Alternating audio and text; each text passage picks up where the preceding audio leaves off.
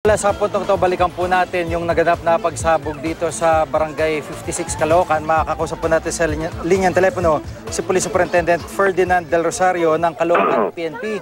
Superintendent Del Rosario, magandang hapon po sa inyo. Magandang hapon din po at sa ating mga tagapanood. Apo, dito po sa nangyari, ano po, kumusta yung anggulo na tinututukan po ng Caloocan PNP doon sa nangyari yung pagsabog na ikinamatay ng lolo at kanyang apo? Ito po ay purely accidental po. Nakikita po natin na kaya po ito sumabog ay kapaglaruan po ng bata. Kaya po masasabi natin na talaga ito isang aksidente lamang. Opo, yun yung pampasabog, itong rifle grenade ho ba ito? May ideya ho kayo kung saan ho nagmula?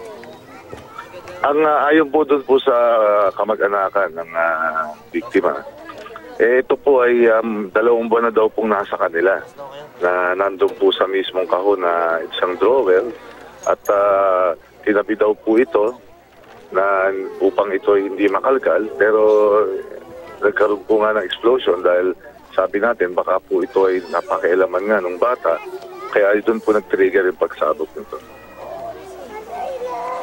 Apo, so sa ngayon ho ay may tuturing na ninyo na sarado na po itong kaso?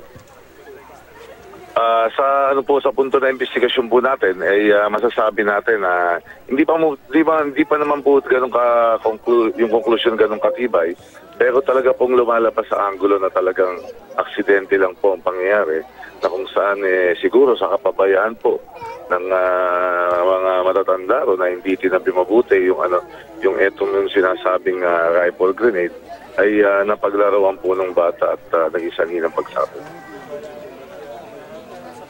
Opo, maraming salamat po sa update at pagkakataon si Police Superintendent Ferdinand Del Rosario ng Caloocan PNP. Maraming salamat.